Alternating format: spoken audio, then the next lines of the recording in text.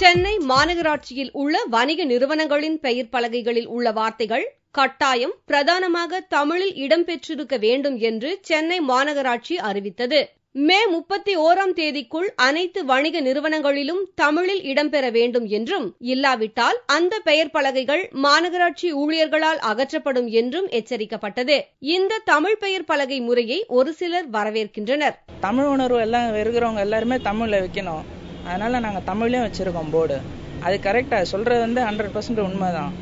எல்லாரும் செஞ்சா நல்லா இருக்கும். அது வெளி மாநிலேருந்து ஆளுங்கள்லாம் வராங்க. எக்மூர் ரயில்வே ஸ்டேஷனால அதனால இங்கிலீஷ்லயும் இருக்கு, தமிழ்லயும் இருக்கு. இது டூரிஸ்ட் பிளேஸ், ஃபாரினர்ஸும் வருவாங்க. அவங்களுக்கு தமிழ்ல வச்சா புரியாது. அதனால இங்கிலீஷ்லயும் வச்சிருக்கிறோம், தமிழ்லயும் வச்சிருக்கிறோம். இது ரொம்ப வரவேற்கத்தக்க ஒண்ணு. எல்லாருக்கும் நம்ம தமிழ் மொழி தாய்மொழி, இதை எல்லா இடத்துலயும் பிரபலப்படுத்துறதுல நம்ம முன்னிலையா இருக்கிறது ரொம்ப சந்தோஷமான விஷயம்.